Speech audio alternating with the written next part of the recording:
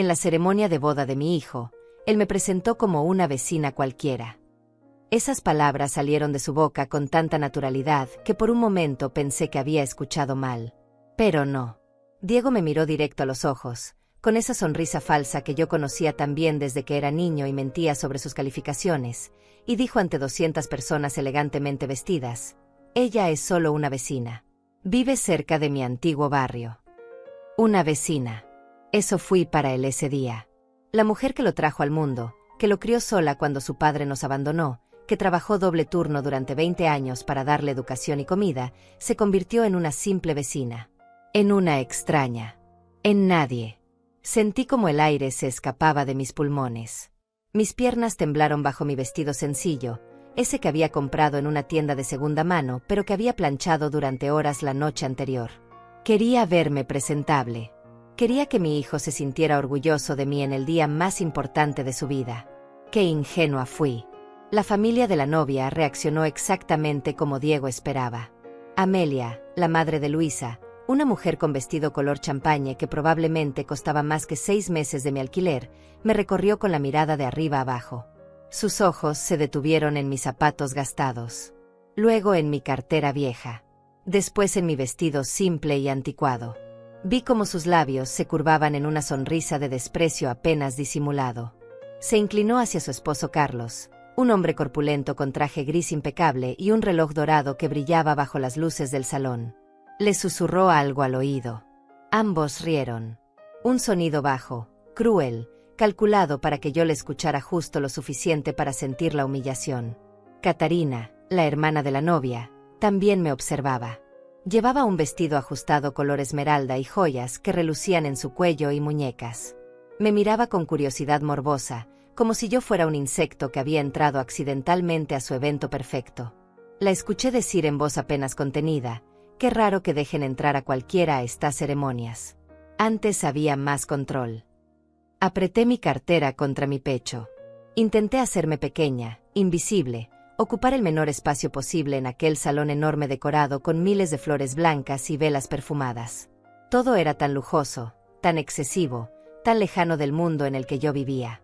Los candelabros de cristal colgaban del techo como cascadas de luz. Las mesas lucían manteles de seda bordada y centros de mesa con rosas importadas que llenaban el aire de un perfume dulzón. Un cuarteto de cuerdas tocaba música clásica en vivo. Meseros con guantes blancos circulaban entre los invitados ofreciendo champaña en copas de cristal tallado. Era el tipo de boda con la que cualquier madre soñaría para su hijo. Y yo había hecho que fuera posible. Cada centavo. Cada maldito dólar de esos 250,000 que costó esta celebración ostentosa había salido de mis manos. Pero Diego no lo sabía. Nadie en ese salón lo sabía. Y mientras permanecía allí parada, sintiendo como las miradas de desprecio me atravesaban, me pregunté si había valido la pena. Si todo el sacrificio había servido de algo. Semanas antes de la boda, Diego me había llamado con voz angustiada. Era de noche. Yo acababa de llegar de mi turno en la lavandería donde trabajaba desde hacía 15 años. Mis manos olían a detergente y mis pies me dolían tanto que apenas podía mantenerme en pie. «Mamá, no sé qué hacer», dijo con esa voz de niño asustado que usaba cuando necesitaba algo de mí. El padre de Luisa ofreció pagar la mitad de la boda, pero solo si nosotros ponemos la otra mitad. «Son $125,000. Mamá. No tengo ese dinero. Si no lo consigo, voy a quedar como un fracasado frente a su familia». $125,000. La cifra me golpeó como un puñetazo. Era más dinero del que yo había visto junto en toda mi vida. Pero escuché el miedo en la voz de mi hijo. Ese terror a ser rechazado, a no ser suficiente, a perder a la mujer que amaba. «Déjame ver qué puedo hacer», le dije. Y lo hice. Fui al banco al día siguiente. Hablé con un gerente que me miró con lástima cuando vio mi ropa de trabajo y mis manos ásperas. Le expliqué que necesitaba un préstamo. Un préstamo grande. «Señora Rivas», me dijo con condescendencia, «con sus ingresos actuales, lo máximo que podríamos aprobarle serían $10,000. Y eso con un interés muy alto». Pero yo no me rendí. Volví una y otra vez. Hablé con diferentes personas. Finalmente encontré a alguien que me ofreció una solución, podía sacar el préstamo a nombre de Diego. Él tenía mejor crédito, mejor historial financiero. Si yo era la garante y él el titular, el banco aprobaría los $125,000. Pero él tendrá que firmar, me advirtió el ejecutivo. Lo hará. Mentí. Falsifiqué su firma. Lo sé. Fue ilegal. Fue desesperado. Fue lo que una madre hace cuando ve a su hijo sufrir. Conseguí copias de sus documentos de identidad, practiqué su firma durante días hasta que quedó perfecta, y firmé en su nombre. El dinero fue transferido a mi cuenta. Y yo se lo di todo a Diego. Mamá, eres un ángel, me dijo cuando le mostré el comprobante bancario. No sé cómo lo conseguiste, pero te prometo que te lo voy a devolver. Cada centavo. Me abrazó. Por un momento, volví a ser su mamá. La persona más importante en su vida. Pero eso fue hace 3 meses. Ahora, parada en su boda de ensueño, rodeada de gente que me miraba como si fuera basura, comprendí la verdad. Diego había obtenido lo que quería. Había impresionado a la familia de Luisa. Había demostrado que podía pagar una boda de $250,000. Y yo me había convertido en un estorbo. En una evidencia vergonzosa de sus orígenes humildes. Por eso me negó. Por eso me convirtió en una vecina cualquiera. Porque reconocerme como su madre habría arruinado la imagen perfecta que había construido para la familia de su esposa. Permanecí en silencio mientras la humillación continuaba a mi alrededor. Amelia le comentaba a otra señora: «Mira nada más esa ropa. Parece que vino directamente de la tienda de caridad». Qué desconsiderado de Diego no haberle dado un código de vestimenta apropiado a sus vecinos. Carlos agregó con una risa arrogante: «Al menos tuvo la decencia de sentarse atrás. Imagínate si hubiera querido tomar fotos con los novios». Catarina soltó una carcajada aguda. «Ay, papá, no seas cruel. Aunque tienes razón. Sería un desastre para el álbum de bodas». Cada palabra era un golpe. Cada risa era un recordatorio de que yo no pertenecía a ese mundo. Que nunca pertenecería. Pero lo que ellos no sabían, lo que ninguno de ellos podía imaginar mientras bebían champaña de $300 la botella y comían canapés preparados por chefs reconocidos, era que yo todavía tenía algo guardado.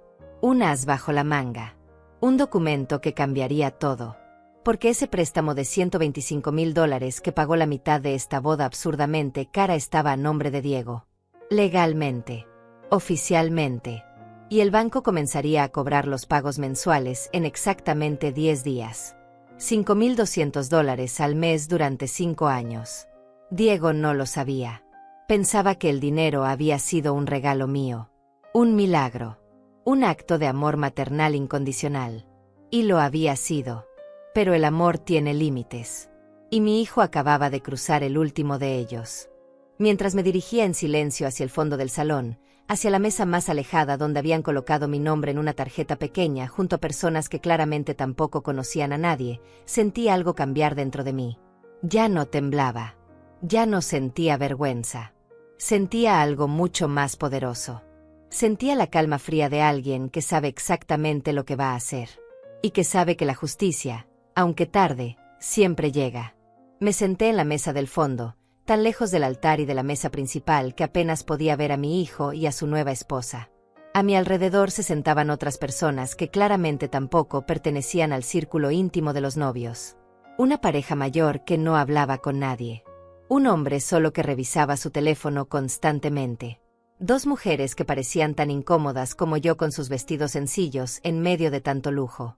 Nadie me dirigió la palabra. Observé el salón con ojos diferentes ahora. Ya no veía belleza en esas flores importadas. Veía el precio. Cada rosa blanca costaba aproximadamente $15. Había al menos 1,000 rosas decorando el lugar. $15,000 solo en flores que se marchitarían en 2 días. Los candelabros de cristal que colgaban del techo. $30,000 de renta según lo que Diego me había contado emocionado semanas atrás. El cuarteto de cuerdas. $5,000 por 4 horas de música. La comida. El pastel de 5 pisos cubierto con láminas de oro comestible. El champagne francés. El fotógrafo profesional con su equipo de 3 asistentes. Todo sumaba. Todo costaba. Y la mitad había salido de mi firma falsificada en esos documentos bancarios que ahora pesaban como piedras en mi conciencia. Pero lo había hecho por amor. Por ese hijo que ahora me presentaba como una extraña. Un mesero finalmente llegó a nuestra mesa. Era el último en ser atendido. Las mesas del frente ya iban por el segundo plato, mientras a nosotros apenas nos servían las entradas. El joven mesero dejó frente a mí un plato con una ensalada que parecía más decoración que comida. 3 hojas de lechuga, unos pétalos de flores comestibles, y una vinagreta que probablemente costaba más que mi desayuno de toda una semana. Comí en silencio. El sabor era insípido en mi boca. Todo me sabía a humillación. Desde mi lugar podía ver la mesa principal. Diego lucía radiante con su smoking negro hecho a medida. Luisa estaba deslumbrante en su vestido de novia que, según me había contado Diego con orgullo, costó $35,000. Un vestido. $35,000 por algo que usaría una sola vez en su vida. Yo había criado a Diego con la ropa que me regalaban las vecinas. Con zapatos de segunda mano. Con juguetes que encontraba en ventas de garaje. Y él había crecido bien. Había sido un niño feliz a pesar de no tener lujos. ¿Cuándo cambió? ¿En qué momento mi hijo humilde se convirtió en este hombre que se avergonzaba de sus raíces? Fue cuando conoció a Luisa. Hace 2 años. Ella trabajaba en la misma empresa que él, pero en un departamento diferente. Venía de una familia adinerada. Su padre Carlos era dueño de una cadena de concesionarios de autos de lujo. Su madre Amelia nunca había trabajado un día en su vida, dedicada completamente a eventos sociales y caridades que le daban prestigio. Cuando Diego me la presentó por primera vez, vi la diferencia inmediatamente. La forma en que ella miraba mi pequeño apartamento. Cómo tocaba las cosas con delicadeza, como si fueran a contagiarle pobreza. La manera en que sonreía educadamente, pero sin calidez. «Es encantadora tu casa, señora Rivas», había dicho con voz suave. «Muy acogedora». Acogedora. La palabra que la gente rica usa cuando quiere decir pequeña y vieja. Pero Diego estaba enamorado. Y yo quería que mi hijo fuera feliz. Así que sonreí y preparé la mejor cena que pude con lo poco que tenía. Luisa apenas probó la comida. Dijo que estaba deliciosa, pero noté cómo dejaba casi todo en el plato. Después de esa visita, Diego comenzó a venir menos. Nuestras llamadas telefónicas se hicieron más cortas. Cuando lo invitaba a comer, siempre tenía excusas. Estaba ocupado. Tenía planes con Luisa. Tenía trabajo. La familia de ella lo absorbió como una esponja absorbe agua. Lo invitaban a sus reuniones sociales. A sus cenas en restaurantes caros. A sus viajes de fin de semana a sus casas de playa. Diego comenzó a vestir diferente. A hablar diferente. A ser diferente. Y yo me quedé atrás. Como un recuerdo incómodo de una vida que él quería olvidar. Ahora, sentada en esta boda que yo financié sin que nadie lo supiera, veía el resultado final de esa transformación. Mi hijo se había convertido en uno de ellos. Y para hacerlo completamente, necesitaba borrarme de su historia. Los discursos comenzaron después de la cena. Carlos se puso de pie, con su copa de champaña en alto y su voz potente llenando el salón. «Quiero agradecer a todos por acompañarnos en este día tan especial», dijo con esa seguridad que solo da el dinero. Mi pequeña Luisa siempre ha sido exigente. Desde niña sabíamos que el hombre que conquistara su corazón tendría que ser excepcional. Risas corteses del público. Y Diego demostró ser exactamente eso. Un hombre trabajador, ambicioso, exitoso. Un hombre que supo estar a la altura de nuestra familia. Más aplausos. Diego sonreía con orgullo. Luisa lo miraba con adoración. Carlos continuó. Por eso, cuando Diego vino a pedirnos la mano de nuestra hija y nos propuso esta celebración, no dudamos en apoyarlo. Un hombre que puede organizar una boda de este calibre es un hombre que sabe cómo cuidar a nuestra princesa. Sentí náuseas. Diego no había organizado nada. No había pagado nada con su propio dinero. Todo había sido posible por el préstamo que yo saqué. Por la deuda que ahora llevaba su nombre sin que él lo supiera. Amelia tomó el micrófono después. Su vestido brillaba bajo las luces mientras hablaba con voz emocionada sobre lo feliz que estaba de ganar un hijo. Sobre cómo Diego era exactamente el tipo de hombre que siempre soñaron para Luisa. educado, refinado, de buenos modales. Viene de buena familia, dijo Amelia, y esas palabras fueron como ácido en mis oídos. Se nota en su porte, en su educación, en sus valores. Buena familia. Yo era su familia. Solo yo. Una mujer que trabajaba en una lavandería y vivía en un apartamento de 2 habitaciones en un barrio humilde. Pero según Amelia, Diego venía de buena familia. La mentira era tan grande que casi podía tocarla. Entonces fue el turno de Diego. Se puso de pie, ajustó su corbata de seda, y tomó el micrófono con manos seguras. Miró a Luisa con amor genuino. Eso al menos era real. Mi hijo amaba a esta mujer. Gracias a todos por estar aquí, comenzó. Este día no habría sido posible sin el apoyo de muchas personas. Mi corazón dio un vuelco. Por un momento, solo por un segundo, pensé que tal vez me mencionaría, que tal vez reconocería todo lo que hice por él. Quiero agradecer especialmente a Carlos y Amelia por abrirme las puertas de su familia, por tratarme como un hijo desde el primer día, por enseñarme lo que significa pertenecer a una familia unida y amorosa. El mundo se detuvo. Una familia unida y amorosa. Como si él nunca hubiera tenido una. Como si yo no hubiera sido nada.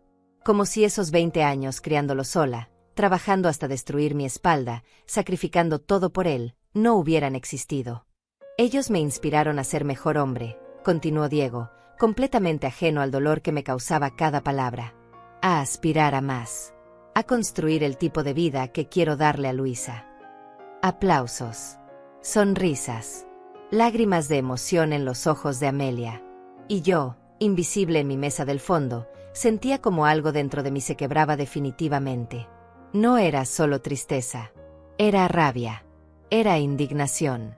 Era el peso de años de ser tomada por garantizada alcanzando finalmente su punto de quiebre. Diego levantó su copa, por las familias que nos formaron y por la familia que Luisa y yo construiremos juntos. Todos brindaron. El tintineo de las copas de cristal llenó el aire. Bebieron champaña de $300 la botella mientras celebraban un amor construido sobre mentiras y negación. Yo no levanté mi copa. La dejé sobre la mesa, intacta, mientras tomaba la decisión que cambiaría todo. Había planeado quedarme hasta el final. Aguantar la humillación completa. Tal vez despedirme de Diego discretamente antes de irme. Seguir siendo la madre paciente y sufrida que siempre fui. Pero ya no. Tomé mi cartera vieja y me puse de pie. Nadie notó mi movimiento. Todos estaban concentrados en los novios que ahora abrían el baile. Una canción romántica llenaba el salón mientras Diego y Luisa giraban en el centro de la pista, rodeados de luces y admiración. Caminé hacia la salida. Mis zapatos gastados hacían un sonido suave contra el piso de mármol.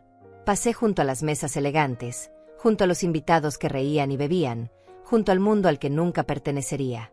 En la puerta, me detuve un momento. Miré atrás una última vez. Vi a mi hijo feliz, enamorado, rodeado de todo el lujo que el dinero puede comprar. Dinero que él no ganó. Dinero que yo conseguí a costa de mi futuro. Y entonces salí. El aire frío de la noche me golpeó el rostro. Respiré profundo por primera vez en horas. En mi bolso llevaba mi teléfono celular viejo. Y en ese teléfono tenía guardado el número del banco. El número de contacto del ejecutivo que manejaba el préstamo. Caminé hacia la parada de autobús más cercana. No tenía dinero para un taxi. Nunca lo tuve. Esperé bajo la luz tenue de un poste, con mi vestido de segunda mano y mis zapatos con las suelas gastadas. Pero por primera vez en meses, sentí algo parecido a la paz. Porque sabía exactamente lo que haría mañana por la mañana. Llegué a mi apartamento pasada la medianoche. El edificio viejo crujía con sus sonidos nocturnos familiares. Subí las escaleras despacio, porque el elevador llevaba meses sin funcionar y el propietario no tenía intención de arreglarlo. Cada escalón me recordaba mi edad, mis 68 años, el cansancio acumulado de décadas de trabajo duro. Abrí la puerta de mi pequeño hogar. 2 habitaciones modestas que habían sido nuestro refugio cuando Diego era niño. Las paredes conservaban marcas de su crecimiento. Aquella mancha de crayón que nunca pude quitar del todo. El agujero pequeño donde colgaba su calendario de superhéroes. Los recuerdos de una época en que yo era su heroína. Me senté en el sofá gastado y me quité los zapatos. Mis pies estaban hinchados y me dolían. Pero el dolor físico era nada comparado con lo que sentía en el pecho. Ese vacío que deja la traición cuando viene de la persona que más amas en el mundo. Pensé en Diego niño. En cómo corría hacia mí cada vez que llegaba del trabajo. En cómo me abrazaba fuerte y me decía que yo era la mejor mamá del universo. En cómo lloraba en mis brazos cuando los otros niños se burlaban de su ropa usada y yo le prometía que algún día las cosas mejorarían. Le mentí. Las cosas nunca mejoraron para mí. Pero sí mejoraron para él. Trabajé en 3 empleos diferentes cuando Diego estaba en la secundaria. Por las mañanas limpiaba oficinas. Por las tardes lavaba ropa en la lavandería. Por las noches cuidaba a un anciano en su casa. Dormía 4 horas diarias. Mi cuerpo se fue deteriorando lentamente. Mis manos desarrollaron artritis por el trabajo constante. Mi espalda se curvó. Mis ojos se cansaron. Pero Diego pudo ir a una buena escuela. Pudo tener libros nuevos. Pudo comer 3 veces al día, aunque yo muchas veces solo comiera una. Pudo ir a la universidad.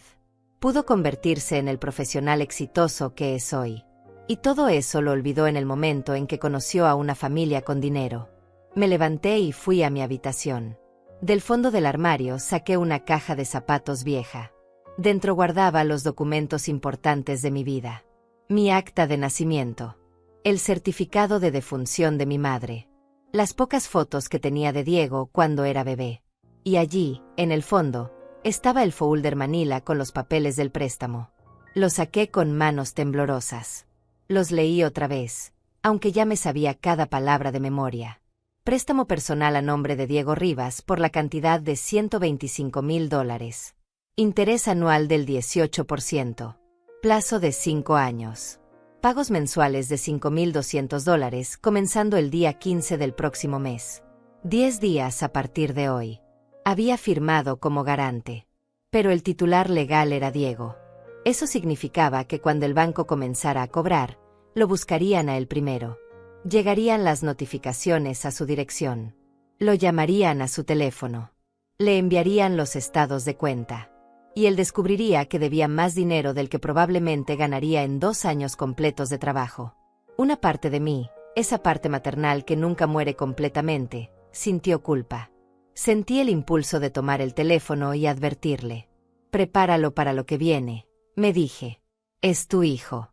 No importa lo que haya hecho. Pero otra parte de mí, esa parte nueva que nació hoy en esa boda humillante, se negaba a ceder. Esa parte estaba cansada. Harta.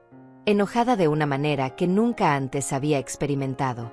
Una vecina cualquiera. Las palabras resonaban en mi cabeza como un eco que no desaparecía. Había imaginado muchas veces cómo sería la boda de mi hijo. Me veía sentada en primera fila, llorando de emoción mientras él decía sus votos. Imaginaba que me presentaría con orgullo. Ella es mi madre. La mujer más importante de mi vida. La razón por la que soy quien soy. Qué ingenua fui. Guardé los documentos de vuelta en la caja. Mañana iría al banco.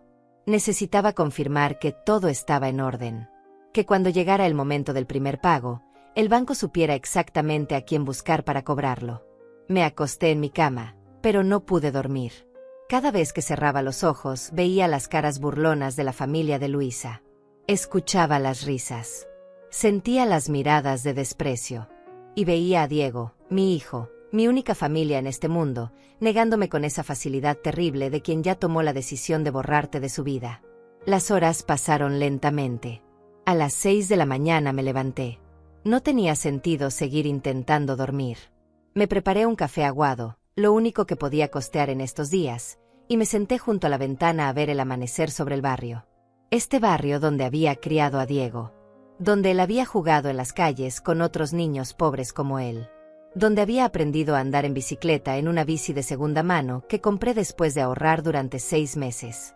Donde había celebrado sus cumpleaños con pasteles caseros porque no podía pagar los de pastelería. Todo eso ya no existía para él. Ahora vivía en un departamento moderno en la zona residencial. Manejaba un auto del año. Usaba trajes de marca. Se había reinventado completamente. Y en esa reinvención no había espacio para una madre pobre con manos ásperas y ropa de segunda mano. A las 9 en punto estaba parada frente al banco. Era el mismo donde había venido hace 3 meses a solicitar el préstamo. Las mismas puertas de vidrio. El mismo aire acondicionado frío. Los mismos empleados con sus trajes impecables y sonrisas profesionales. Pedí hablar con el ejecutivo que había manejado mi caso. El señor Alejandro. Un hombre de unos 40 años con lentes delgados y una eficiencia impersonal que me había resultado intimidante la primera vez. Me hizo pasar a su oficina. Me ofreció asiento. Noté cómo sus ojos recorrieron mi ropa, la misma ropa humilde de siempre, y vi esa expresión que ya conocía tan bien.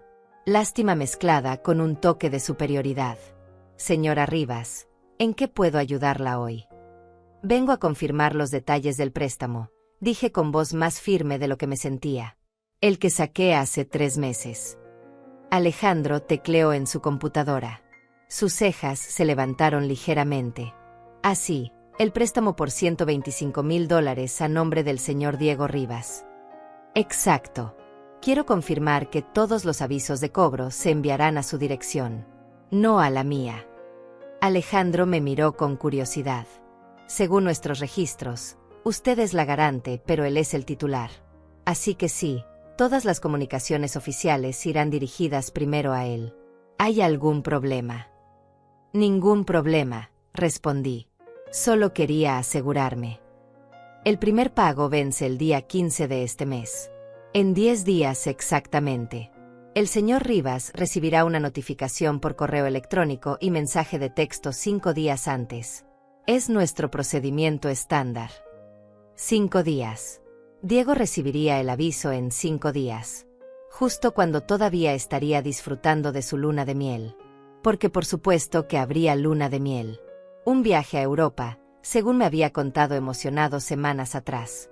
2 semanas en París, Roma y Barcelona. Otros $20,000 que probablemente pidieron prestados o que el papá de Luisa regaló generosamente. Algo más en lo que pueda ayudarla, señora Rivas. Dudé. Había una pregunta que necesitaba hacer, aunque la respuesta me aterraba. Si el titular no puede pagar, ¿qué pasa entonces? Alejandro se puso serio. Después del primer pago atrasado, enviamos avisos. Después del segundo, llamadas más urgentes. Al tercer mes de impago, iniciamos el proceso de cobranza. Si hay un garante, como en este caso usted, entonces eventualmente podríamos proceder legalmente contra ambos. Embargo de cuentas, retención de salarios, ese tipo de cosas. Asentí lentamente. Así que si Diego no pagaba, eventualmente vendrían por mí también. Era el riesgo que corrí cuando firmé como garante. Podía perder todo. Mi pequeño apartamento estaba a mi nombre. Mis ahorros, los pocos que tenía. Todo podría desaparecer. Pero valía la pena. Solo para ver la cara de Diego cuando descubriera la verdad. Gracias por su tiempo, dije poniéndome de pie. Salí del banco con una sensación extraña en el pecho. No era exactamente satisfacción. Tampoco era completamente venganza. Era algo más complejo. Era la sensación de finalmente tomar control después de toda una vida de solo reaccionar a lo que otros decidían por mí. Caminé por las calles de regreso a mi apartamento. El sol brillaba fuerte. La ciudad bullía con su rutina diaria. Gente yendo al trabajo. Madres llevando niños a la escuela. Vendedores ambulantes ofreciendo sus productos. Todo seguía igual. Pero yo había cambiado. Durante años fui la madre que lo daba todo sin esperar nada a cambio. La que sacrificaba en silencio. La que aguantaba cualquier desaire con una sonrisa comprensiva porque así son los hijos cuando crecen. Pero había un límite. Y Diego lo cruzó cuando me negó frente a 200 personas. Cuando permitió que su nueva familia se burlara de mí. Cuando eligió su imagen perfecta sobre la dignidad de la mujer que le dio la vida. Llegué a casa y preparé algo simple de comer. Arroz blanco y frijoles. Lo mismo que comía casi todos los días porque era lo único que podía costear. Mientras comía en mi mesa pequeña, sola en mi apartamento silencioso, pensé en Diego y Luisa. Probablemente estaban en algún restaurante elegante celebrando su primer día como esposos. rodeados de lujos que ninguno de los dos pagó realmente. Mi teléfono sonó. Era un número desconocido. Contesté con cautela. Bueno. Señora Teresa Rivas. Una voz femenina profesional. Sí, soy yo. Le llamamos del Hotel Plaza Imperial. Su hijo Diego dejó registrada su información como contacto de emergencia. Quería confirmar que aprobó el cargo de $18,000 por la suite nupcial y servicios adicionales. Me quedé helada. $18,000. Por una noche de hotel. Yo no aprobé nada, dije con voz cortante. Oh, disculpe. Debe haber un error entonces. Contactaremos directamente al señor Rivas. Gracias. Colgó. Me quedé mirando el teléfono. Diego había usado mi nombre como contacto de emergencia. Probablemente porque sabía que su tarjeta de crédito estaba al límite. Esperaba que yo cubriera cualquier gasto adicional si era necesario. La audacia era impresionante. Sonreí sin humor. En 5 días recibiría noticias del banco. Y entonces todo su castillo de mentiras comenzaría a derrumbarse. Los siguientes días pasaron en una especie de niebla extraña. Seguí mi rutina habitual como si nada hubiera cambiado. Me levantaba a las 5 de la mañana, me preparaba para ir a la lavandería, trabajaba 8 horas doblando ropa ajena que olía a suavizante caro, regresaba a casa con los pies hinchados y la espalda dolorida. Comía algo simple. Me duchaba. Me acostaba temprano porque mi cuerpo de 68 años ya no aguantaba las jornadas largas como antes. Pero algo había cambiado profundamente dentro de mí. Cada vez que doblaba una sábana blanca y perfectamente planchada, pensaba en las sábanas de seda que probablemente cubrían la cama de la suite nupcial donde Diego y Luisa habían pasado su primera noche como esposos. Cada vez que separaba la ropa por colores, recordaba el contraste entre mi vestido humilde de segunda mano y los vestidos de diseñador que lucían las mujeres en esa boda. Cada vez que mis manos ásperas tocaban las telas suaves y caras, sentía la textura de esa humillación que todavía ardía fresca en mi memoria. En la lavandería nadie sabía lo que había pasado. Mis compañeras de trabajo me conocían como la mujer callada que nunca se quejaba. La que siempre aceptaba los turnos extras. La que jamás llegaba tarde. Una de ellas, Julieta, me preguntó si había ido a la boda de mi hijo. Le dije que sí con una sonrisa breve. Me preguntó cómo había estado. Le respondí que muy bonita. No mencioné nada más. Julieta debió notar algo raro en mi tono porque no insistió, y yo agradecí su silencio porque no estaba lista para poner en palabras lo que sentía. Las noches eran lo peor. Cuando el cansancio físico finalmente me obligaba a acostarme, mi mente se negaba a descansar. Reproducía la escena de la boda una y otra vez como una película atrapada en un loop infinito. Veía la cara de Diego cuando me presentó como una vecina cualquiera. Esa expresión que combinaba vergüenza con determinación. La forma en que evitó mi mirada después. Cómo se alejó rápidamente para atender a otros invitados más importantes. Más dignos de su tiempo. Más acordes con la imagen que quería proyectar. Y luego venían los recuerdos más antiguos. Diego bebé llorando en mis brazos a las 3 de la mañana mientras yo lo mecía y le cantaba bajito para no despertar a los vecinos. Diego niño corriendo hacia mí con un dibujo que había hecho en la escuela, un dibujo de los dos tomados de la mano bajo un sol amarillo brillante. Diego adolescente abrazándome después de su graduación, prometiéndome que algún día me compraría una casa grande para que dejara de trabajar tanto. Todas esas promesas que se evaporaron como el rocío bajo el sol del mediodía. El martes por la mañana, 4 días después de la boda, recibí un mensaje de texto de un número que reconocí inmediatamente. Era Diego. Mi corazón se aceleró cuando vi su nombre en la pantalla. Por un momento absurdo pensé que tal vez me escribía para disculparse. Para decirme que había cometido un error terrible. Que la presión de impresionar a su nueva familia lo había hecho actuar de manera cobarde, pero que se arrepentía profundamente. Abrí el mensaje. Decía que él y Luisa habían regresado de su luna de miel corta y que pasarían por mi casa el sábado para dejarme un pedazo de pastel de bodas. Nada más. Ninguna disculpa. Ningún reconocimiento de lo que había hecho. Solo esa breve notificación como si todo estuviera perfectamente normal entre nosotros. La audacia me dejó sin aliento. Pensaba que podía aparecer en mi casa después de haberme humillado públicamente, después de haberme negado como si yo fuera una vergüenza que ocultar, y esperar que yo lo recibiera con los brazos abiertos y una sonrisa agradecida por las migajas de atención que decidía darme. No respondí el mensaje. Dejé que quedara en visto. Que se preguntara por qué su madre, que siempre respondía inmediatamente cualquier comunicación suya, de repente guardaba silencio. El miércoles amaneció con lluvia. Una de esas lluvias persistentes que convertían las calles en ríos grises y hacían que todo se sintiera más pesado y melancólico. Fui a trabajar igual. El agua se filtraba por las suelas gastadas de mis zapatos.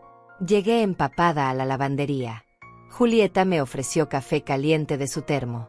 Lo acepté agradecida y nos quedamos un momento en silencio mirando la lluvia caer del otro lado de la ventana. Ella finalmente rompió el silencio preguntándome si estaba bien. Le dije que sí. Me miró con esos ojos sabios de mujer que ha vivido suficiente para reconocer el dolor ajeno. Me dijo que si alguna vez necesitaba hablar, ella estaría ahí para escuchar.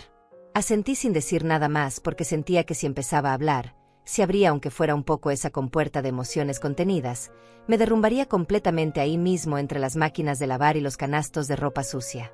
Esa noche, cuando llegué a casa, encontré otro mensaje de Diego. Esta vez preguntaba directamente por qué no había respondido. Decía que Luisa estaba emocionada de visitarme y llevarme fotos de la boda. Que querían contarme sobre el viaje de luna de miel.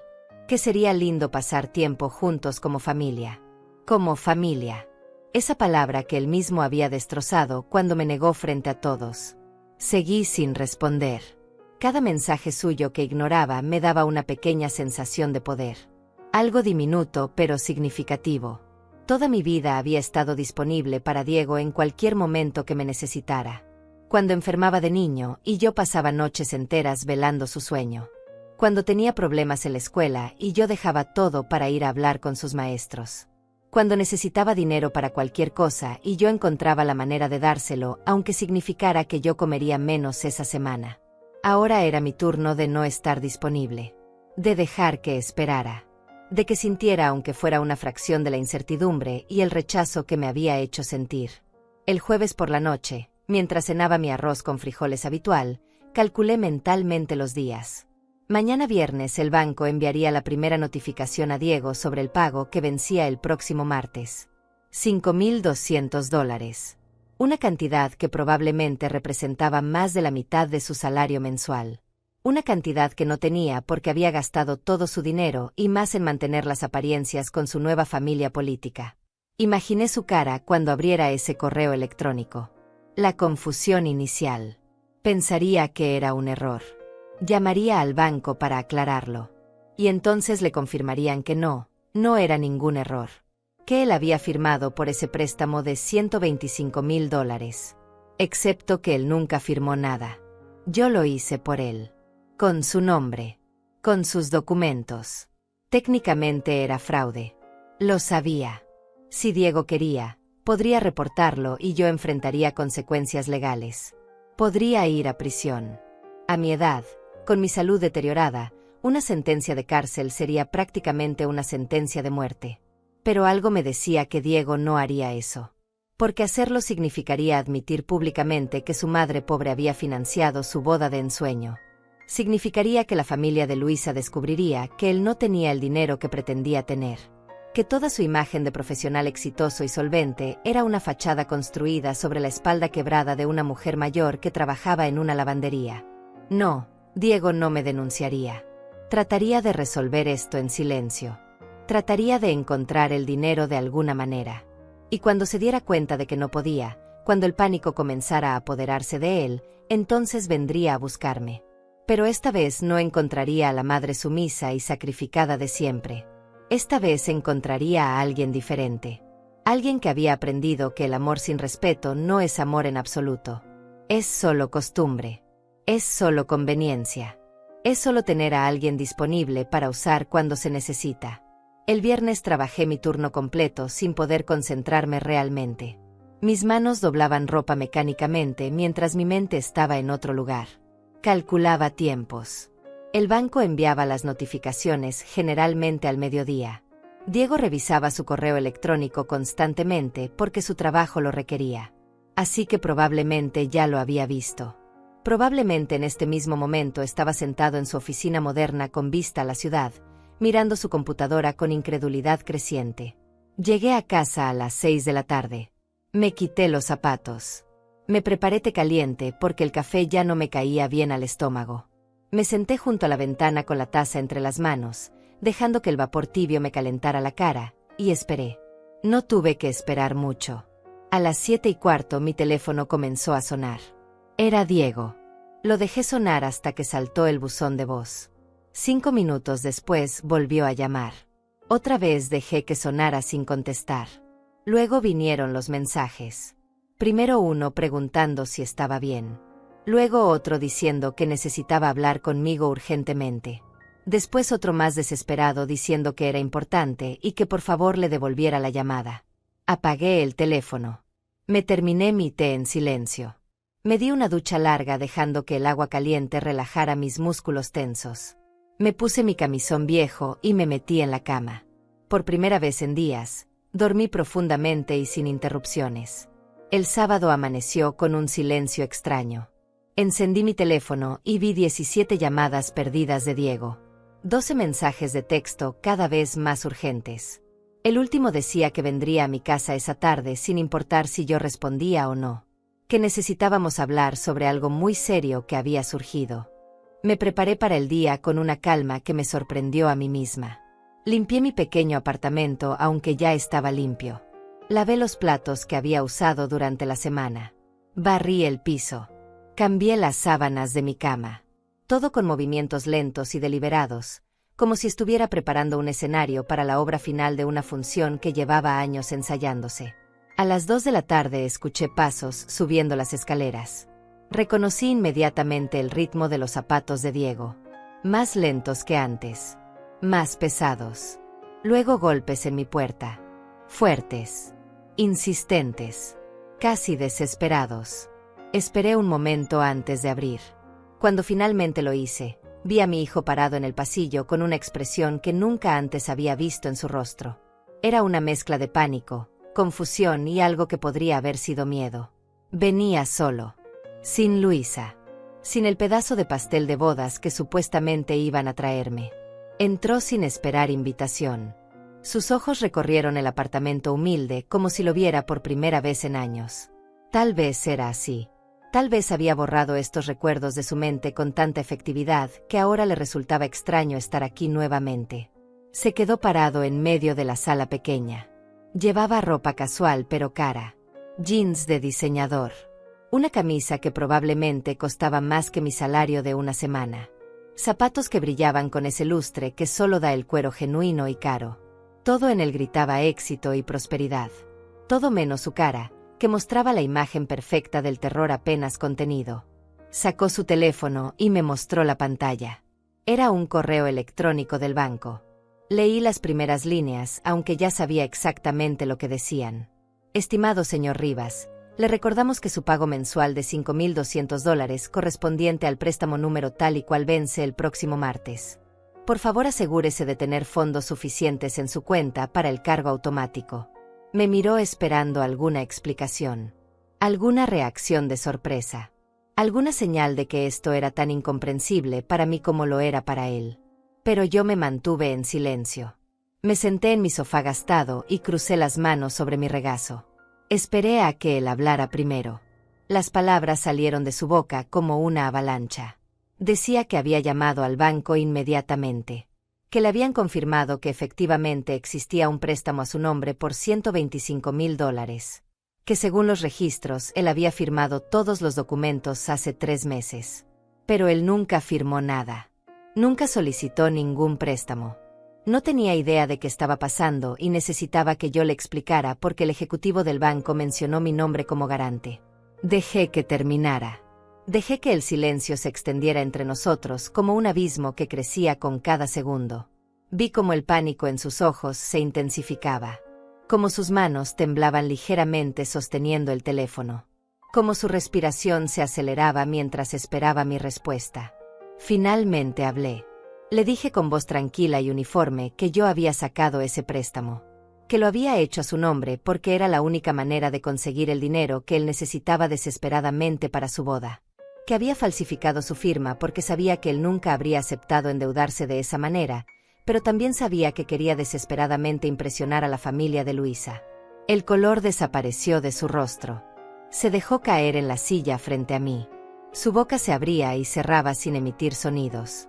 Finalmente logró articular que eso era imposible, que yo no tenía acceso a sus documentos, que era ilegal, que podía ir a la cárcel por fraude. Asentí lentamente.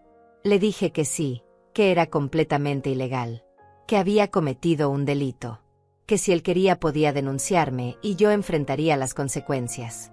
Pero le recordé que si hacía eso tendría que explicarle a Luisa y a su familia de dónde había salido realmente el dinero para esa boda de $250,000. Tendría que admitir que su madre pobre, esa mujer a la que presentó como una vecina cualquiera, había financiado todo el espectáculo. Vi cómo procesaba esta información, cómo su mente calculaba rápidamente las implicaciones. La humillación que sufriría si la verdad saliera a la luz. La decepción en los ojos de Carlos y Amelia cuando descubrieran que su yerno no era el hombre solvente que pretendía ser. La posible ruptura de su matrimonio recién iniciado cuando Luisa se diera cuenta de que todo había sido una mentira. Se puso de pie abruptamente. Comenzó a caminar de un lado a otro en el espacio pequeño de mi sala. Sus manos se pasaban por el cabello una y otra vez. Murmuraba cosas que no alcanzaba a escuchar completamente. Cifras. Cálculos. Plazos. Tratando de encontrar una solución matemática a un problema que era fundamentalmente emocional. Se detuvo frente a mí. Me preguntó cómo esperaba que él pagara $5,200 cada mes. Su salario apenas cubría sus gastos actuales.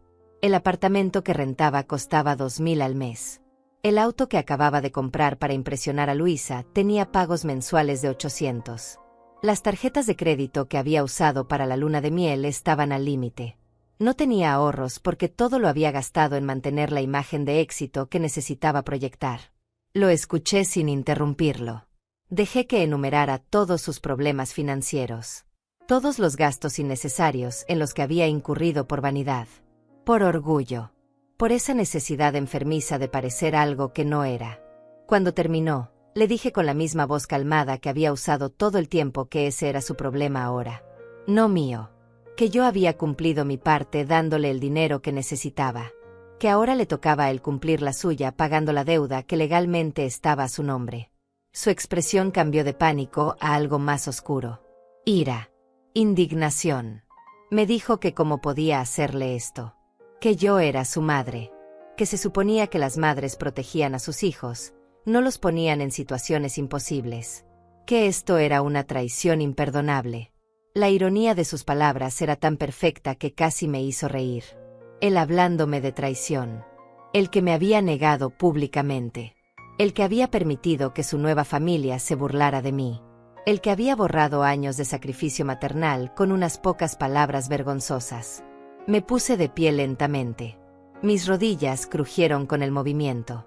Caminé hacia la ventana y miré hacia la calle donde él había crecido. Le dije sin voltearme que tenía razón. Que lo que yo había hecho era imperdonable.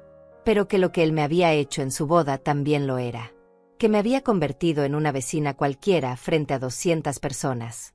Que había permitido que me humillaran sin mover un dedo para defenderme. Que había elegido su imagen perfecta sobre la dignidad de la mujer que le dio la vida. El silencio que siguió fue denso y pesado. Podía sentir su mirada clavada en mi espalda. Podía escuchar su respiración agitada. Podía percibir el momento exacto en que la realización completa de lo que había hecho finalmente penetró su conciencia. Intentó justificarse. Dijo que la familia de Luisa era muy tradicional, muy exigente, que había estado bajo mucha presión, que no quería que lo juzgaran por venir de un origen humilde, que solo quería que todo fuera perfecto para su boda, que no pensó que yo me sentiría tan mal por ello. Me volteé a mirarlo. Le pregunté cómo exactamente esperaba que me sintiera cuando mi propio hijo me negaba, cuando me convertía en una extraña, cuando permitía que otros se rieran de mi ropa y mi apariencia sin decir nada en mi defensa. No tuvo respuesta para eso. Se quedó ahí parado, este hombre de 30 años que ya no era el niño que yo había criado, y por primera vez en su vida adulta no supo qué decir para manipular la situación a su favor. Diego se dejó caer nuevamente en la silla. Enterró su rostro entre sus manos. Sus hombros temblaban ligeramente y por un momento pensé que estaba llorando. Pero cuando levantó la cara vi que no había lágrimas. Solo había desesperación pura. La clase de desesperación que viene cuando te das cuenta de que cavaste tu propia tumba y ahora tienes que acostarte en ella. Me pidió que lo ayudara a resolver esto. Que llamara al banco y les dijera que había sido un error. Que cancelara el préstamo de alguna manera. Que encontrara una solución porque él no podía pagar esa cantidad cada mes. Su voz tenía ese tono suplicante que usaba cuando era niño y quería que yo arreglara sus problemas. Cuando rompía algo y necesitaba que yo lo reparara antes de que alguien más se diera cuenta. Cuando metía la pata y esperaba que mamá viniera al rescate como siempre. Pero esta vez le dije que no. Le expliqué con calma que el préstamo estaba legalmente establecido. Que los documentos estaban firmados y registrados. Que el dinero ya había sido gastado en su boda espectacular. Que no había forma de devolverlo o cancelarlo. Que los pagos comenzarían el martes, sin importar lo que él hiciera o dijera. Se puso de pie abruptamente y comenzó a caminar en círculos otra vez. Decía que tenía que haber alguna manera. Que esto no podía estar pasando. Que su vida se iba a arruinar. Que Luisa lo dejaría si descubría que estaba endeudado hasta el cuello. Que la familia de ella lo despreciaría. Que perdería todo lo que había construido. Lo observé mientras entraba en pánico. Era como ver a un niño haciendo una rabieta, excepto que este era un hombre adulto enfrentando las consecuencias de sus propias decisiones. Las decisiones de vivir por encima de sus posibilidades. De mentir sobre quién era realmente. De avergonzarse de sus orígenes. De negar a la única persona que siempre había estado ahí para él. Finalmente se detuvo frente a mí nuevamente. Me preguntó directamente qué quería. Qué necesitaba que él hiciera para que yo arreglara este desastre. Su tono había cambiado. Ya no era suplicante. Era casi amenazante. Como si yo le debiera algo. Como si yo fuera la villana en esta historia. Le respondí que no quería nada de él. Que esto no era un intercambio ni una negociación. Que simplemente era la realidad que él mismo había creado cuando decidió que era más importante impresionar a extraños ricos que honrar a su propia madre. Que ahora tendría que vivir con las consecuencias de sus elecciones, así como yo había vivido toda mi vida con las consecuencias de las mías. Me dijo que yo estaba siendo cruel. Que esto era venganza. Que lo estaba castigando por un error que cometió bajo presión. Que las madres de verdad perdonaban a sus hijos sin importar qué. Sus palabras me golpearon, pero no me quebraron. Le dije que tenía razón. Que esto era mi forma de enseñarle algo que evidentemente nunca aprendió. Que el respeto no es opcional. Que la familia no es algo que usas cuando te conviene y desechas cuando te avergüenza. Que las personas no son descartables solo porque no encajan en la imagen perfecta que quieres proyectar. Diego sacó su teléfono nuevamente. Amenazó con llamar a la policía. Con denunciarme por fraude. Con hacer que me arrestaran. Su voz subía de volumen con cada palabra.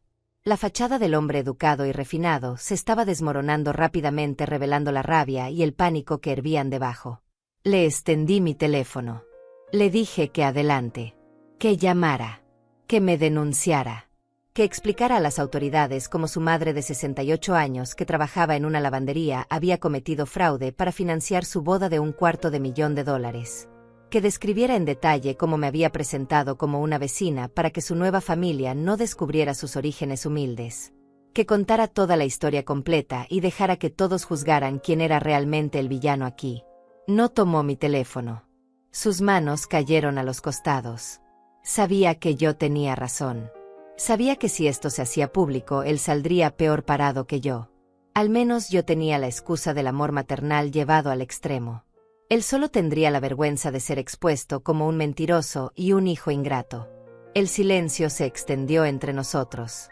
Afuera podía escuchar los sonidos del barrio. Niños jugando en la calle. Un vendedor ambulante gritando sus productos. El ladrido distante de un perro. Sonidos familiares de la vida simple que Diego tanto había querido escapar. Finalmente habló con voz más baja. Me preguntó si realmente esperaba que él pagara toda esa deuda. Si entendía que eso significaría años de sacrificio financiero. que tendría que cambiar completamente su estilo de vida, que posiblemente tendría que vender su auto, mudarse a un lugar más barato, dejar de frecuentar los restaurantes caros y los lugares exclusivos donde la familia de Luisa se movía. Asentí lentamente.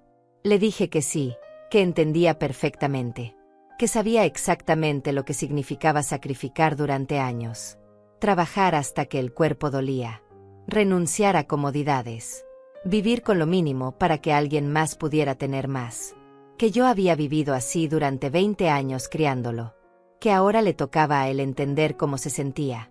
Me dijo que esto iba a arruinar su matrimonio, que Luisa venía de una familia donde el dinero nunca había sido problema, donde los viajes eran frecuentes y los lujos eran normales, que cuando ella descubriera que él estaba endeudado y que tendrían que vivir de manera modesta, probablemente lo dejaría.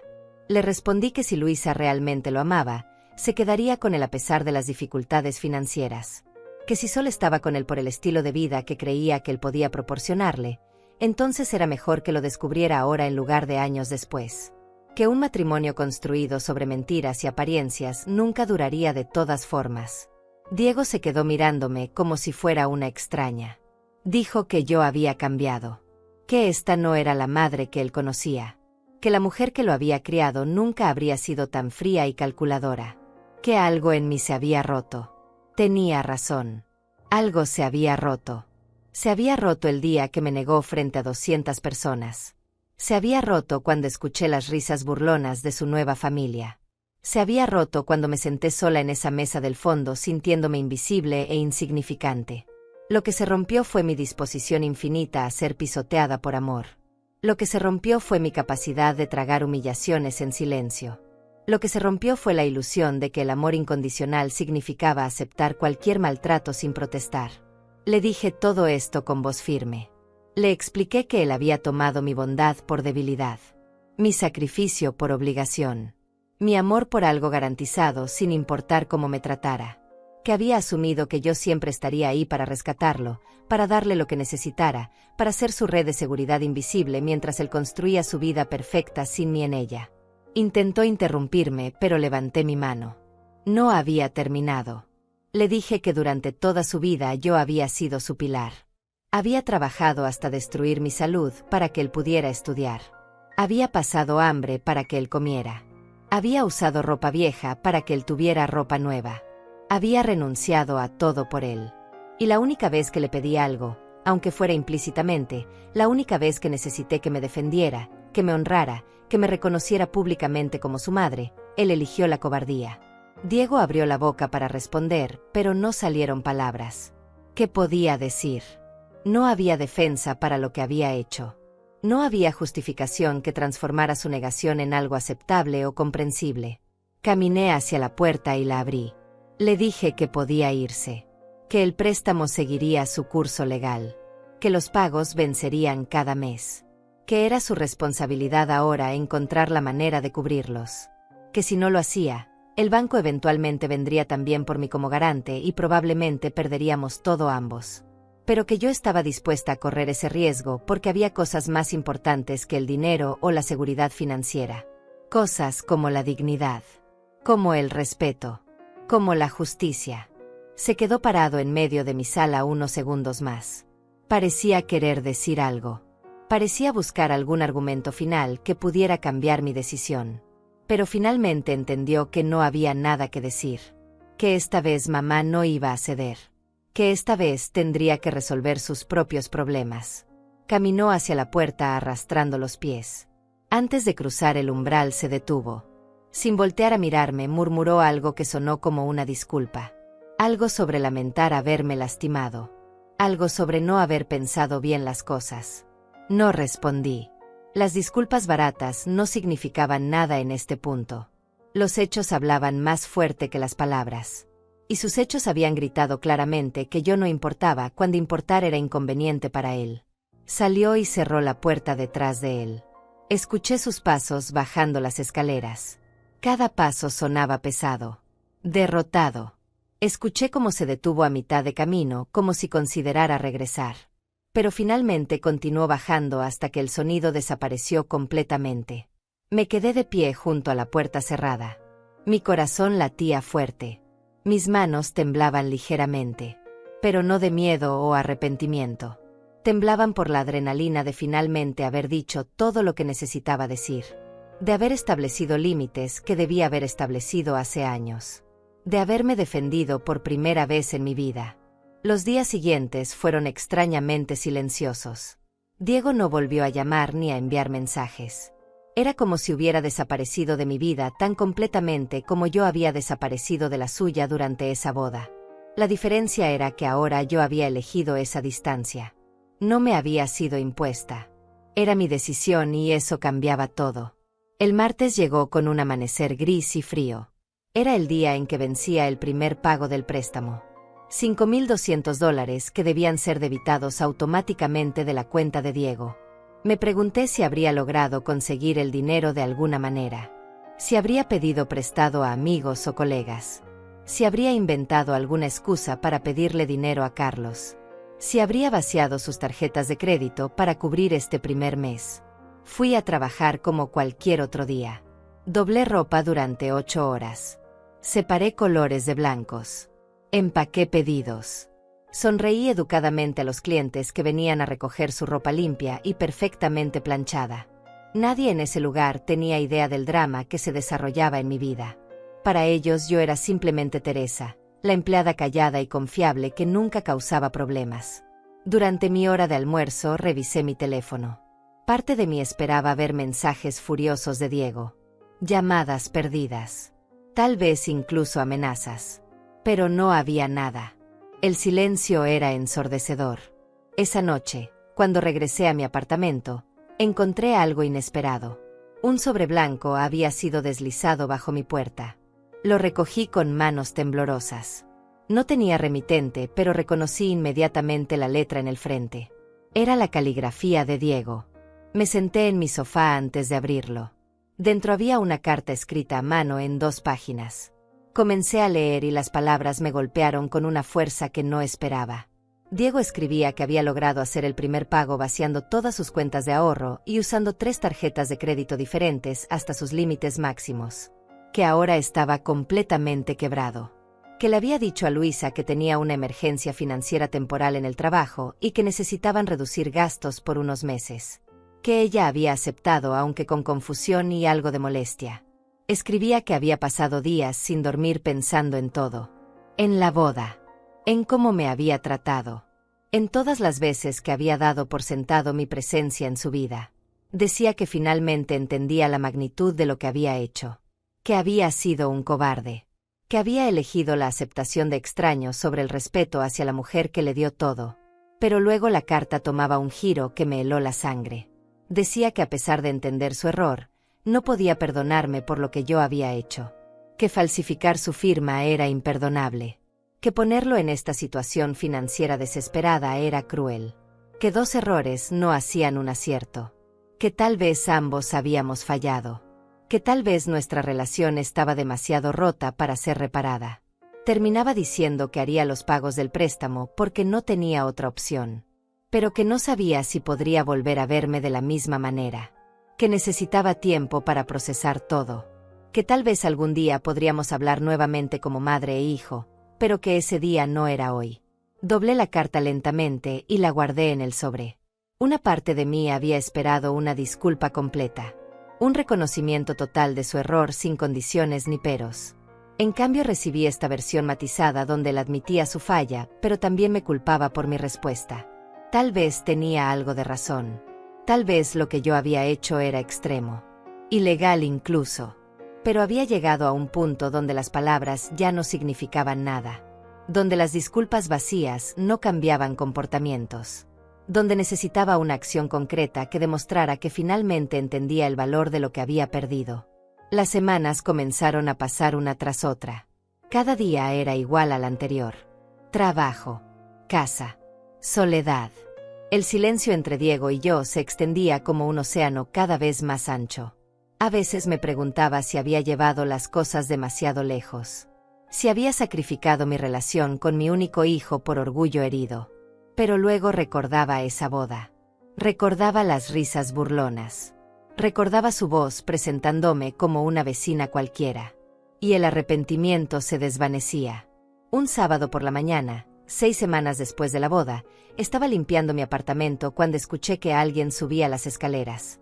Pasos de mujer. Tacones. Se detuvieron frente a mi puerta y tocaron suavemente. Abrí y encontré a Luisa parada en el pasillo. Llevaba ropa casual, pero obviamente cara. Su maquillaje era perfecto. Su cabello brillaba bajo la luz tenue del corredor. Se veía incómoda. Fuera de lugar en este edificio viejo y humilde. Me pidió permiso para entrar. Su voz era suave, casi tímida. La dejé pasar aunque mi instinto era cerrarle la puerta en la cara. Esta mujer era parte de la familia que se había burlado de mí, que me había mirado con desprecio, que me había hecho sentir inferior. Se sentó en el borde de mi sofá como si temiera que la tela gastada pudiera mancharle la ropa. Miró alrededor del apartamento con ojos que trataban de no mostrar juicio, pero que inevitablemente revelaban sorpresa. Este era el mundo del que venía su esposo. Este era el lugar donde Diego había crecido. Tan diferente de su propia infancia, rodeada de lujos y comodidades. Comenzó a hablar con voz vacilante. Me dijo que Diego no sabía que ella estaba aquí, que había venido por su cuenta porque necesitaba entender qué estaba pasando, que su esposo había cambiado completamente desde la boda, que estaba estresado todo el tiempo, que se despertaba en medio de la noche con ansiedad, que había vendido su auto nuevo y comprado uno usado, que habían cancelado su membresía en el club social, que ya no salían a cenar a restaurantes caros. Le había preguntado qué pasaba y él solo decía que había problemas temporales en el trabajo. Pero ella no le creía. Había visto los estados de cuenta bancarios por accidente. Había notado los cargos mensuales enormes que salían religiosamente cada mes. Había sumado 2 más 2 y llegado a la conclusión de que algo grave estaba sucediendo. Luego me miró directamente a los ojos y me preguntó si yo sabía qué le pasaba a Diego. Si él me había contado algo.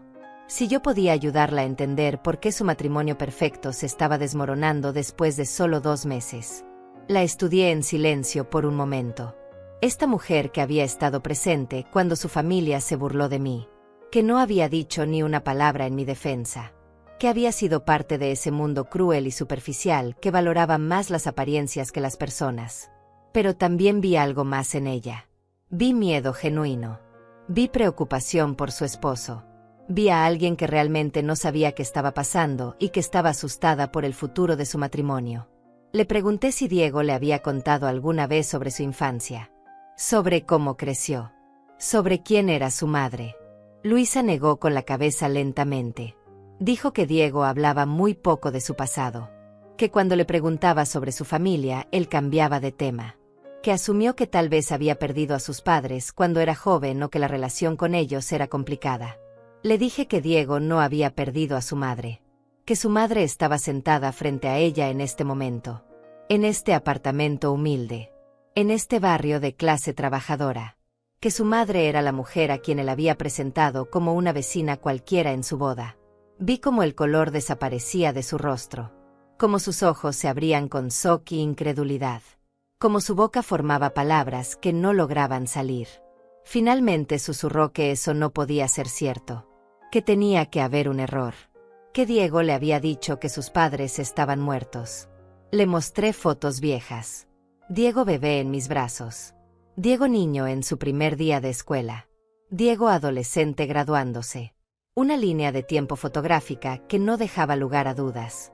Le conté cómo lo había criado sola, cómo había trabajado hasta destruir mi cuerpo para darle educación y oportunidades, cómo había sacrificado todo por él.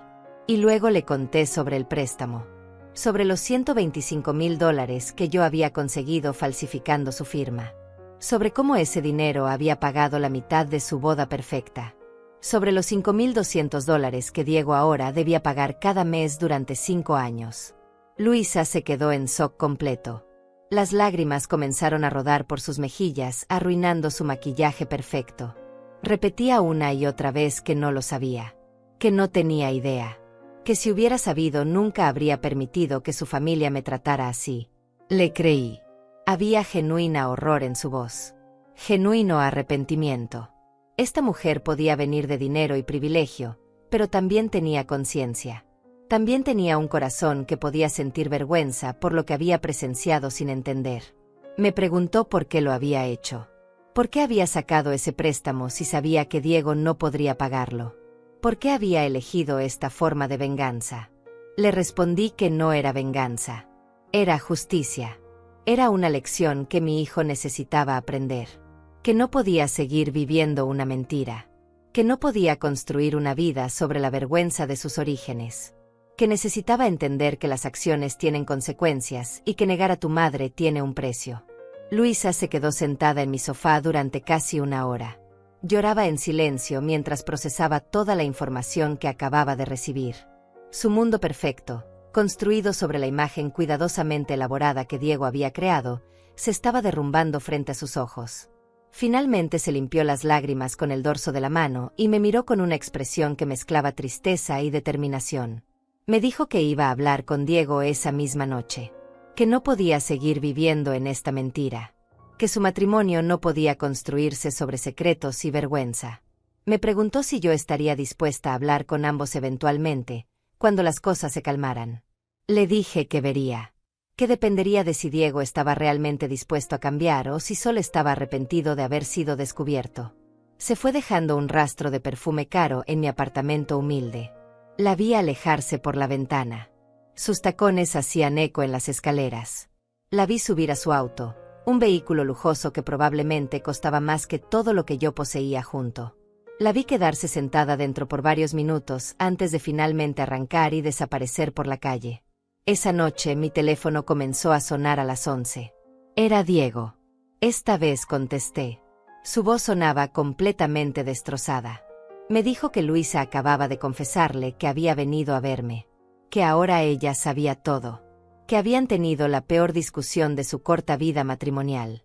Que ella le había exigido explicaciones que él no sabía cómo dar. Me dijo entre sollozos que Luisa estaba devastada. No solo por la deuda que ahora sabía que tenían, sino por las mentiras. Por el hecho de que él había negado mi existencia. Por haberla hecho cómplice involuntaria de mi humillación. Ella le había preguntado cómo podía confiar en un hombre capaz de negar a su propia madre. Si podía mentir sobre algo tan fundamental, ¿sobre qué más podría mentir? Diego me preguntó entre lágrimas qué debía hacer. ¿Cómo podía arreglar esto? ¿Cómo podía recuperar la confianza de su esposa? ¿Cómo podía salvar su matrimonio que apenas tenía 2 meses de existencia? Le dije que no tenía las respuestas que buscaba. Que esto era consecuencia directa de sus propias decisiones. Que había elegido construir su vida sobre mentiras, y ahora esas mentiras estaban colapsando el edificio entero. Que la única forma de avanzar era con honestidad total, aunque esa honestidad doliera y fuera humillante. Me preguntó si yo podía perdonarlo. Si todavía había una posibilidad de que nuestra relación se reparara. Su voz sonaba tan vulnerable, tan parecida a la del niño que solía correr a mis brazos cuando tenía miedo. Le dije que el perdón era posible, pero que perdonar no significaba olvidar. Que las heridas que me había causado eran profundas y tomarían tiempo en sanar. Que necesitaba ver cambios reales en él, no solo palabras bonitas dichas en momentos de desesperación. Que necesitaba ver que realmente entendía la gravedad de lo que había hecho. Pasaron las semanas y comenzaron a llegar señales de que algo estaba cambiando. Diego vendió más cosas para poder hacer los pagos mensuales del préstamo. Se mudó con Luisa a un apartamento mucho más modesto en un barrio de clase media. Dejó de frecuentar los lugares caros donde solía verse con la familia de ella. Comenzó a vivir según sus verdaderos medios económicos, no según la fantasía que había estado manteniendo. Luisa, para mi sorpresa, se quedó con él. Podría haber pedido el divorcio. Podría haber regresado con sus padres a su vida de lujos y comodidades. Pero eligió quedarse. Me enteré más tarde de que había tenido una conversación seria con Carlos y Amelia. Les había confrontado sobre cómo me habían tratado en la boda. Les había dicho que estaba avergonzada de haber sido parte de esa crueldad, aunque fuera por ignorancia. La reacción de sus padres fue predecible. Carlos se indignó. Dijo que ellos no tenían que disculparse por nada. Que si Diego había decidido ocultar sus orígenes humildes, ese era su problema. Amelia fue más sutil, pero igualmente defensiva. Dijo que ellos simplemente habían seguido la narrativa que Diego había presentado. que no era su culpa si él mintió sobre su familia. Pero Luisa no cedió. Les dijo que habían sido crueles y clasistas, que se habían burlado de una mujer mayor basándose únicamente en su apariencia y su ropa, que eso decía mucho sobre su carácter, independientemente de lo que Diego hubiera o no hubiera dicho. La conversación terminó mal. Luisa pasó semanas sin hablar con sus padres. Un sábado por la tarde, 3 meses después de la boda, escuché pasos familiares subiendo mis escaleras. Pero esta vez eran 2 pares de pasos. Abrí la puerta antes de que tocaran. Diego estaba allí con Luisa. Ambos se veían cansados. Él había perdido peso. Tenía ojeras profundas. Ella llevaba ropa simple, sin joyas caras, sin maquillaje elaborado. Se veían como una pareja normal enfrentando dificultades normales. Diego habló primero. Me dijo que había pasado estos meses reflexionando profundamente sobre todo, que había comenzado terapia para trabajar en sus problemas de inseguridad y vergüenza, que estaba aprendiendo a aceptar de dónde venía en lugar de huir de ello, que quería intentar reconstruir nuestra relación si yo estaba dispuesta. Luisa también habló. Se disculpó por haber sido parte, aunque involuntariamente, de mi humillación. Me dijo que había aprendido mucho en estos meses sobre el privilegio y la empatía, que su propia familia le había enseñado valores equivocados sobre lo que hace valiosa a una persona, que estaba tratando de ser mejor. Los invité a pasar. Preparé café simple en mi cocina pequeña. Nos sentamos alrededor de mi mesa vieja y por primera vez en meses tuvimos una conversación real. No sobre dinero, no sobre deudas o pagos, sobre sentimientos, sobre dolor, sobre expectativas rotas y caminos hacia adelante.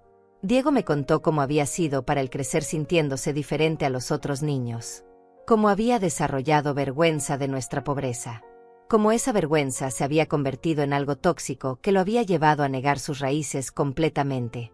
Reconoció que eso no justificaba lo que me hizo, pero explicaba el proceso mental retorcido que lo llevó allí. Luisa compartió cómo había sido confrontar sus propios prejuicios, cómo había asumido sin cuestionar que las personas en barrios pobres eran de alguna manera menos valiosas, cómo la educación que recibió de sus padres había estado llena de clasismo disfrazado de sofisticación.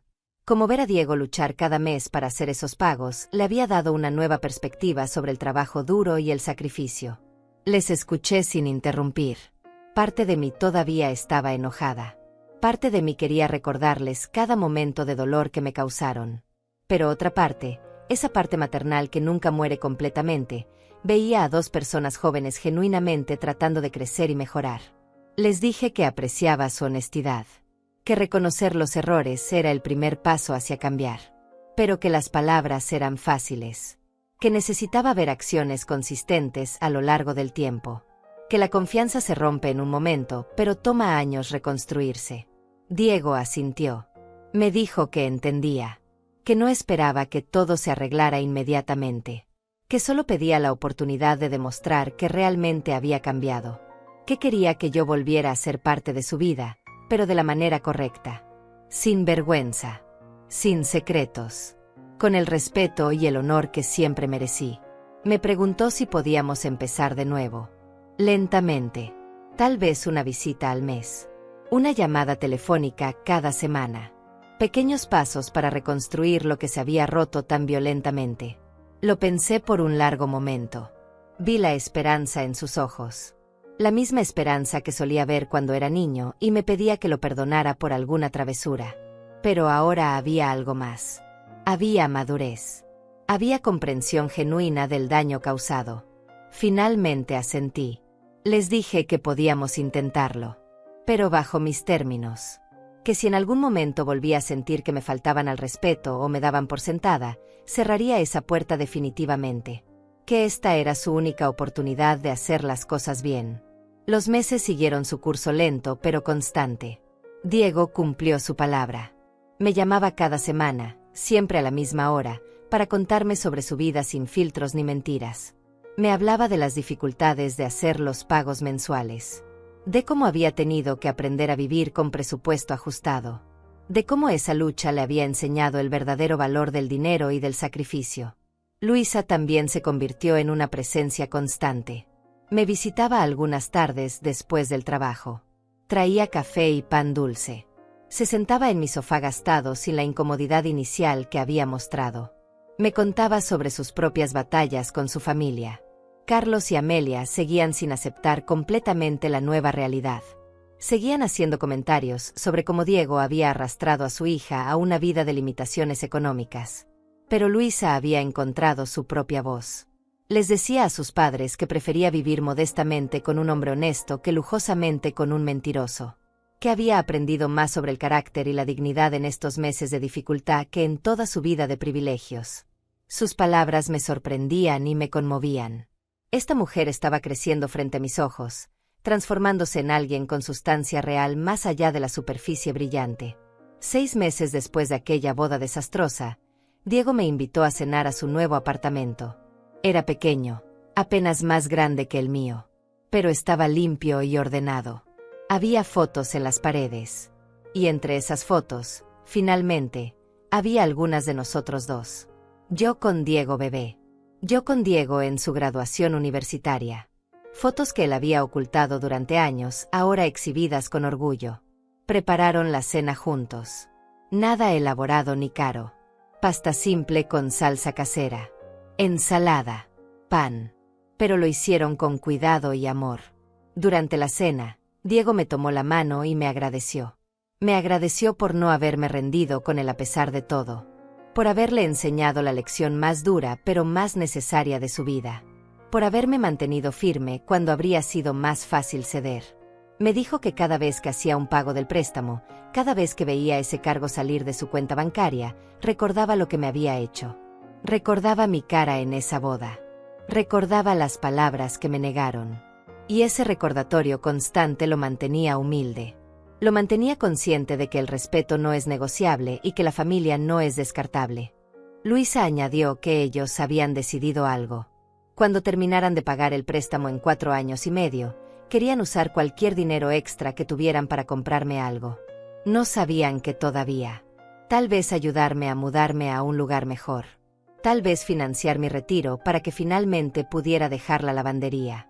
Querían devolverme aunque fuera una fracción de todo lo que yo había dado.